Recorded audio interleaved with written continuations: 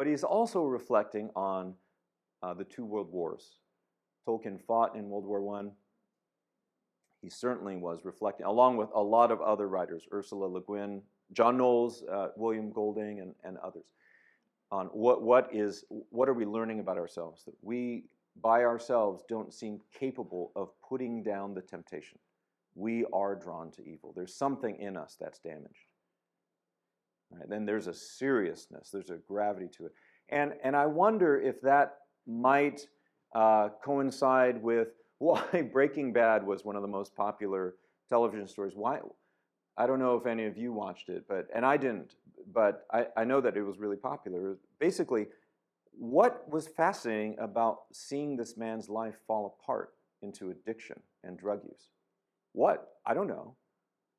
Do we just have this lurid fascination? Or is there something about addiction that we want to know, that we want to understand better? And Lord of the Rings gives us that kind of insight. The ring is addictive because sin is addictive. Even before the word or the category, or at least the word addiction, was coined by A.A., Tolkien wrote the story depicting addiction.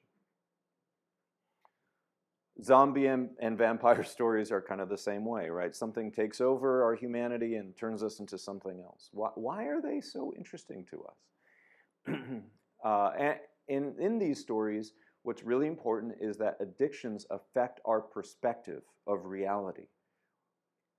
When an addict hears, I have a cure for that, what do they feel? It depends on whether they want to be healed. If they don't, they hear it as torment. Or, you're against me. No, I'm against the disease. No, you're against me because you want me to leave the alcohol. You want me to leave, this is part of me. And see, that's also what sin does. It affects our perspective. It is perspectival. And it becomes the lens we wear, right? And this is why it's so important to understand, for instance, to fire as a thread in Scripture. It starts as healing. Based on how we feel about that healing, it may feel painful, but that doesn't mean that's what God intends.